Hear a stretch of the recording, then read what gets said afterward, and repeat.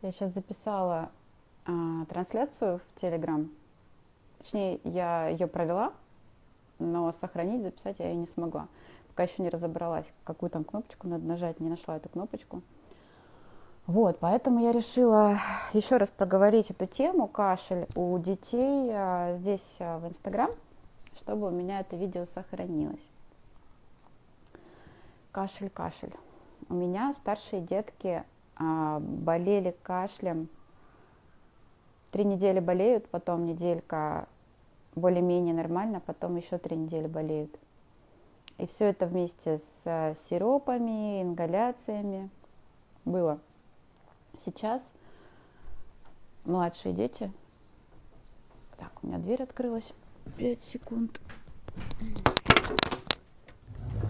Закрою дверь.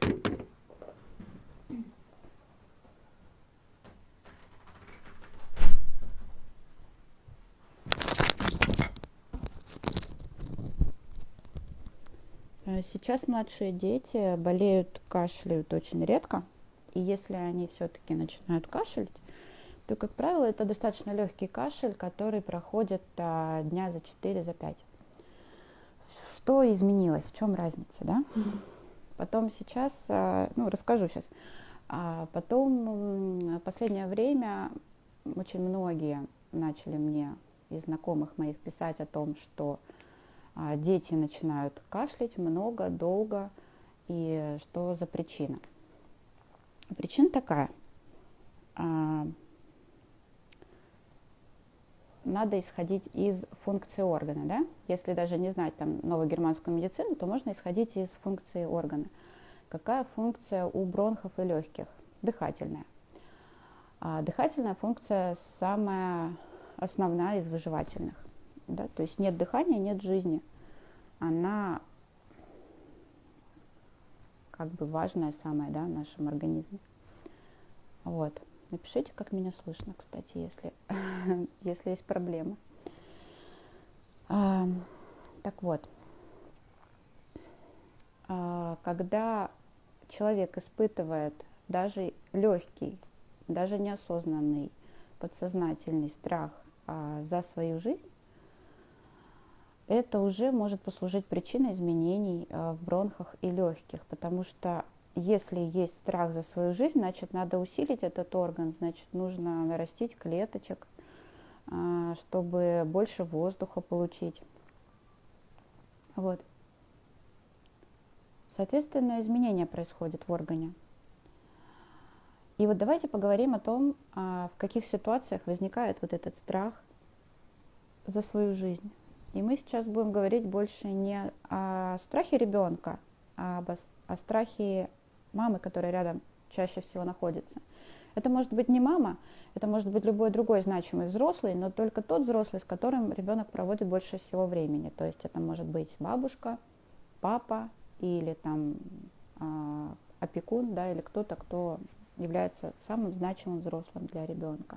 Настроен ребенок будет на этого человека, потому что если он выживет, значит выживу я. Если он не выживает, не справляется, в напряжении находится, в страхе, значит и я тоже в страхе, да, потому что я тогда тоже не выживу, если этот человек, от которого зависит моя жизнь, не выживет. Это все на уровне биологического тела происходит, не на уровне сознания. Да? Мы умом понимаем, что, допустим, папа с мамой ругаются, ребенку это не грозит смертью.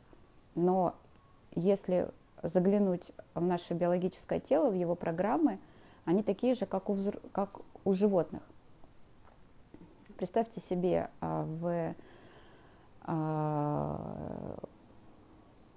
у диких животных, да, где-то там в лесу есть детеныш, и мама с папой начинают войну, да, там агрессировать, и детеныш понимает, что сейчас кто-то из родителей может не выжить, и если он не выживет, особенно если мама, допустим, не выживет, то не выживу и я. И возникает сильнейший страх за свою жизнь, а этот страх в теле. Наше тело биологическое, оно абсолютно так же реагирует. Если мы на уровне ума как бы находимся в других мыслях, мы не осознаем это, то в теле все равно этот страх есть. То есть это один из вариантов, да, ситуаций, после которых возникает у ребенка кашель. Мама с папой ругаются. И неважно, это может быть не сильная ссора, без насилия, без драк, да, даже может быть и без криков громких, да. Это может такое напряжение быть, такое, ну, чувство войны, да, какое-то есть между папой и мамой, и ребенок уже ощущает себя небезопасным. Ну и мамино состояние в этой ситуации. Если мама в жертве, если мама в состоянии, ну, страха, когда, ну, рядом мужчина, он сильнее, да, и он проявляет какую-то агрессию, злость там на меня, да, я же слабее, я же женщина, и женщина впадает в вот это состояние страха, спрятаться, закрыться. А ребенок это считывает, он, как правило, находится где-то рядом, да, или в соседней комнате, или рядом. Вот. И это один из вариантов. И здесь я могу даже свой собственный пример привести из жизни. Мои дочки старшие очень часто болели долго кашлем, да, продолжительным кашлем. Тогда я жила с первым мужем, он пил алкоголь, вот, и очень агрессивно себя вел, и было такое психическое давление на меня очень сильное. И я находилась в состоянии жертвы, вот. Себя жалела, было состояние страха, я его еще как-то усиливала, чтобы показать, что смотри, что ты делаешь, мне страшно, да. Но не словами я все это проговаривала, да, а внутри чувствовала. И, соответственно, ребенок, который находился рядом, маму спасал, да, мама не в безопасности, значит, мне тоже угрожает опасность. Вот на уровне тела такая, на уровне подсознания такая программа. Начинают реагировать легкие, да, они начинают разрастаться, мне нужно выжить, мне нужно больше воздуха, больше дышать. Вот. Получается, что когда эта программа уже завершена, когда, ну, через 5 минут мама с папой успокоились, да, и уже нет ссоры, ребенок, и в теле у мамы, и у ребенка восстановление начинается. То есть вот эти лишние клетки, которые успели нарасти за эту 5 минут адаптации, да, к этой ситуации, они начинают быть утилизированы бактериями, которые пришли, чтобы их убрать. Да, это же лишние клетки, их надо же убрать. Бактерии это, по сути, уборщики, которые приходят прибраться, вывести. И выводят они их через слизь, ну, с помощью слизи, да, растворяя их в слизи. Вот, эта слизь, это и есть вот эти отмершие клетки, по сути. Вот, какие еще ситуации? Давайте разберем, помимо ссоры родителей. Допустим, дома все спокойно, и никогда родители не ссорятся, не повышают друг на друга голос. Абсолютное такое спокойствие и гармония царит в доме. И ребенок приходит в садик или школу, где попадает к воспитателю или учителю, у которого привычка разговаривать криком. Или он не выдерживает, да, количество детей много, там шумят, и он не выдерживает, начинает кричать. А ребенок никогда не слышал этого крика, не привык, в принципе, к такому общению через крик, да. И что он испытывает? Вот представьте себе, если на уровне животных, на уровне нашего биологического тела, там детеныш, и на него агрессирует какой-то взрослый особь. Конечно же, он будет испытывать страх за свою жизнь. Здесь то же самое происходит в школах, в садах, то есть ребенок пугается за себя. Здесь уже не через маму конфликт, а через него. Но когда ребенок начинает ходить в сад, там еще и маме тоже конфликт, мама в стрессе. Вот на себе тоже испытала, сейчас, получается, двоих, да, повела в садик, Агату привожу первый день, поднимаемся по лестнице, и поскольку у меня фокус внимания всегда на теле, я чувствую, что какое-то напряжение в теле есть. Я начинаю себе проговаривать на уровне ума, что опасного-то, что здесь в этой ситуации для тебя опасного. Да, вроде бы хороший воспитатель, там хорошая атмосфера, все прекрасно, что ты боишься. Но на уровне тела словила я этот страх, и что ты тут уже можешь сделать, когда он уже возник. Ничего, уже запустился конфликт внутренний, уже запустилась реакция в теле, и ребенок считал и адаптировался, да, тоже под эту реакцию. И у Агаты в этот же первый день, несмотря на то, что в садике она провела 30 минут, начинается легкий кашель. И у меня в этот же день начинается вот это вот легкое такое здесь вот спершение и легкий кашель. Ну, он у нас был не такой прям, знаете, не с мокротой, там не сильный кашель, но вот где-то легкий на протяжении дней 5 он был. Вот. Такие варианты, да, почему ребенок заболевает, когда начинает ходить в сад. Да это для мамы серьезнейший стресс, прежде всего, а не для ребенка. То есть мама отдает ребенка воспитателю, который неизвестно, как вообще будет обращаться с моим ребенком. И страх, что ребенок что-то здесь не сможет попросить, сказать, там, ну, вот какие-то свои беспокойства, у каждого свои, да, но они есть. Всегда ребенок был рядом, и тут его надо отдать куда-то. Этот страх ребенок считывает как небезопасное, да, состояние мамы и небезопасность состояния, вообще ситуация небезопасная. Вот. Какие еще варианты?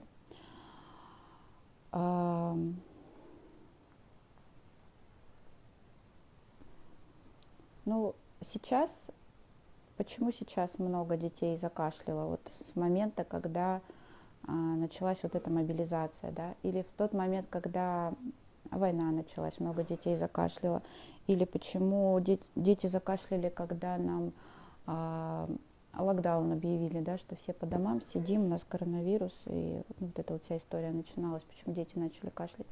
Потому что состояние внутри у родителей, у мамы, прежде всего, да, маму чувствуем, состояние, что что-то происходит небезопасное, что-то угрожающее моей жизни привычной, да. Почувствуйте, что у вас внутри, как было, когда вы узнали, что вашего мужа-то могут забрать на войну, да. Это же страх за то, как я буду выживать, за то, как будет выживать мой ребенок, да, со мной. То есть тот же самый страх за свою жизнь.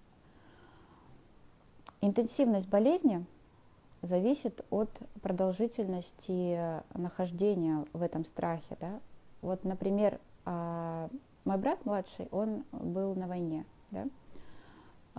Его отправляли, он сидел в окопах и говорил, что просто даже в туалет сбегать опасно было для жизни, вылезти из окопа. И представляете, как долго они находились, эти молодые парни, в этом состоянии. Еще был моих дочек знакомый, друг, который пошел в армию и из армии попал на войну, а ему 20 лет, да? И вот все они там стояли, с ними ничего там особо не происходило, но в каком напряжении они находились все это время, находясь на границе, испытывая страх за свою жизнь, что в любой момент их могут убить, взорвать там, да? И вот этот страх они испытывали достаточно продолжительное время. И поэтому у них уже не бронхит был, а воспаление легких. Потому что воспаление легких – это более интенсивный страх, более продолжительное время испытываемый, ну, более сильный, скажем, страх за свою жизнь. Этот страх, он может уже даже осознаваться. Да, если, скажем, когда у ребенка бронхит, мама может даже не осознать, что она испытала страх за свою жизнь, там, или какую-то тревожность, или беспокойство. Это может быть пройти все на уровне подсознания, на уровне тела, и не было поднято с подсознания на уровень осознанности, да, и не осознаваться, то, скажем, воспаление легких, как правило, осознаваемая тема, осознаваемый страх человек испытал. И я могу, например, такую историю рассказать из своей жизни. Во-первых, у меня была установка, что если моя Аня, вторая дочка, болеет, то она болеет серьезно. И она действительно мою установку реализовывала. Да? Если она заболевала, вот она как-то болела воспалением легких в очередной раз, лежала в больнице. И я приходила ее навещать, потому что ей было уже там 12 или 13 лет. Она уже была большой, одна лежала. И я захожу в больницу, там был такой закуток темный. Чтобы открыть следующую дверь, нужно было закрыть эту, достаточно продолжительный. И в этом закутке лежит труп.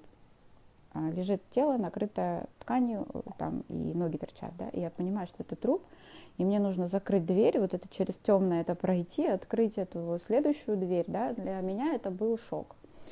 И, ну, тогда, сейчас, наверное, я бы так не отреагировала, не знаю, но тогда так вот отреагировала. Еще при этом я связала в голове, что моя Аня лежит в этой больнице, что она болеет, что она тоже может умереть, да, и другие вот умирают, да, что какая-то связка в голове такая пробежала.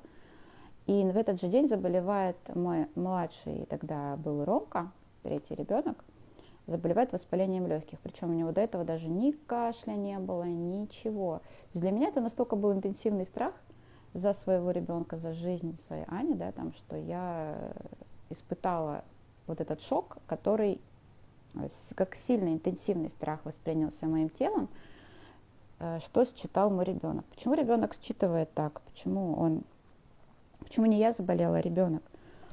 Дети, у них, они когда приходят в этот мир, у них информации о том, как выживать в этом мире, нет изначально. Потому что, ну, извините, в джунглях, там, в Амазонии одни правила выживания, а в городе большом, там, в Москве, другие, да? И вот ребенок приходит, и все, что безопасно, а что небезопасно в этом мире, он изучает через маму. То есть как мне выжить в этом мире, вот эту информацию он получает через маму. И поэтому у него есть настройка на маму, на ее чувства, на ее состояние.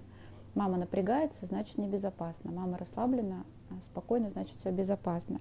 И вот когда мама напрягается прям очень мощно, да, там прям сильный страх испытывает, ну, ребенок, конечно же, чувствует, что вот сейчас, если мама там погибнет, то я останусь, я тоже, скорее всего, не выживу. То есть на уровне биологического тела такая программа.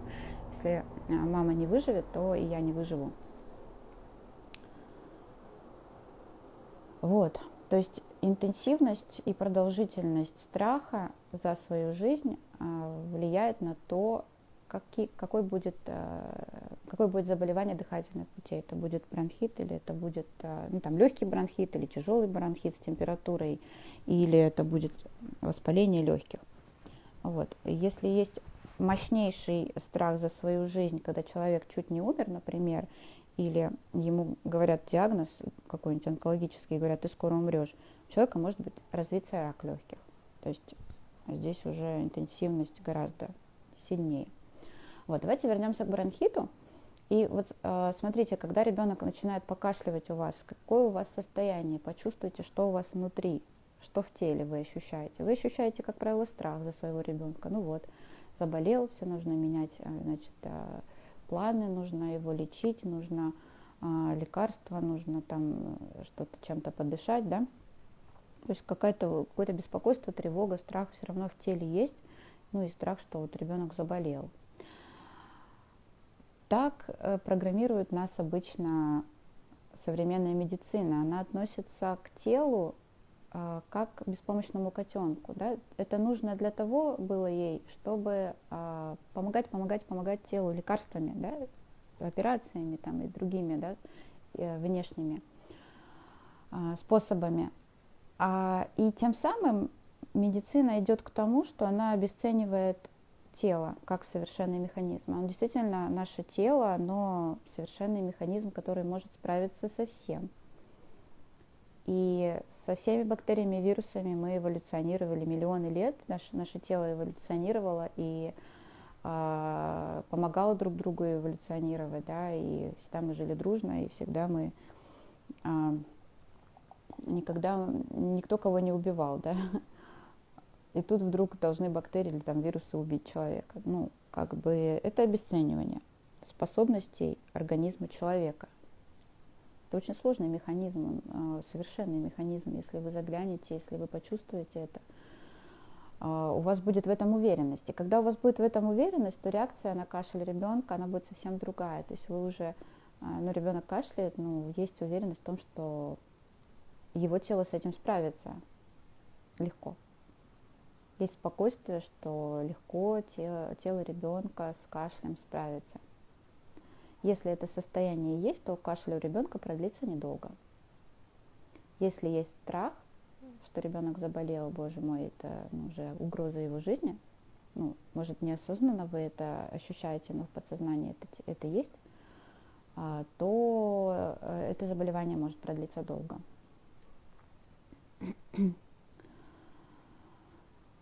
Так, про это я сказала. Ну вот страх заболеть, да, что у ребенка будет кашель. Вот этот страх, который ребенок может легко реализовать. То есть если он есть у вас в подсознании, страх, что ребенок сейчас закашляет, и все, да, как говорят обычно, и все, и жизнь кончена, да, вот, то и, соответственно, ребенок реализует ваш этот страх, ваше напряжение для того, чтобы вы расслабились, начали действовать, и что-то там уже сдвинулось с места, и мама не находилась на таком опасном напряжении. Напряжение для тела хуже всего.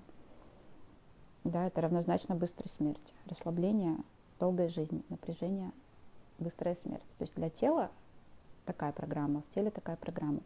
И соответственно, ребенок это знает, своим телом чувствует и эту программу реализует. Так что убирайте страх, что ребенок закашляет. Проработайте этот страх. Почему у вас этот страх, да, вот по цепочечке пройдитесь до того истинного страха, почему вы в действительности боитесь, что ваш ребенок закашляет. И разберитесь с этим. Тогда он и не будет реализовывать этот страх. Что еще? Что еще? Сейчас я пройдусь по плану, посмотрю, что там я не сказала еще. Так.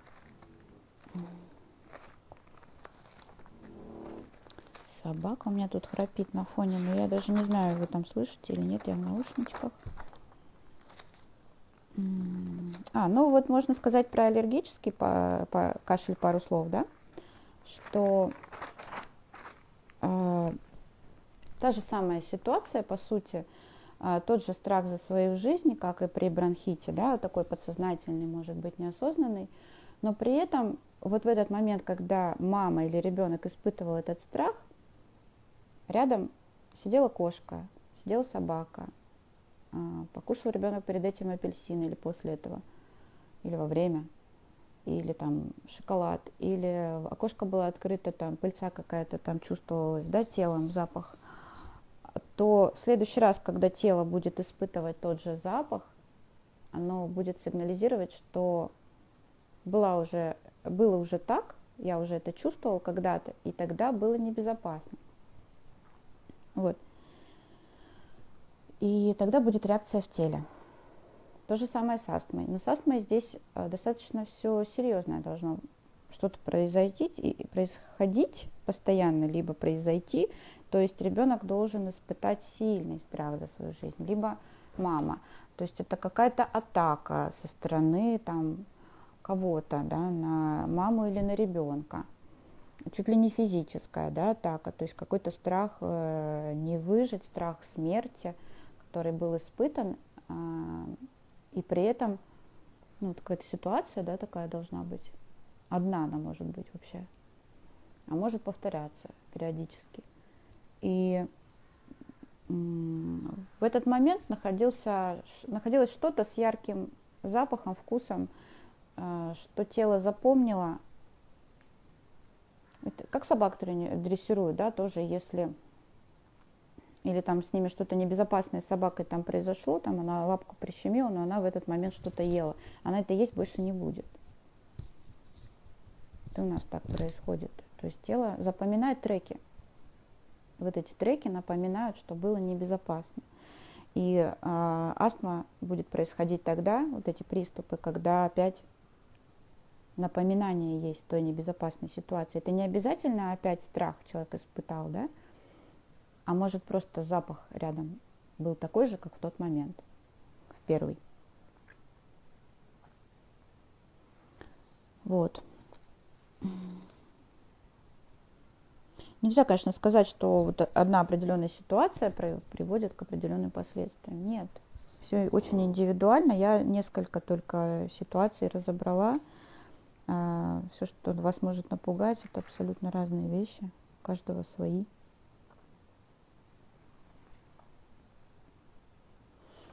Вот.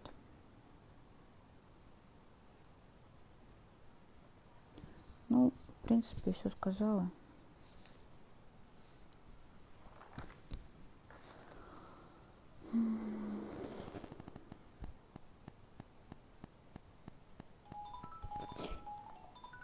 Буду заканчивать. Сейчас попробую сохранить эфир.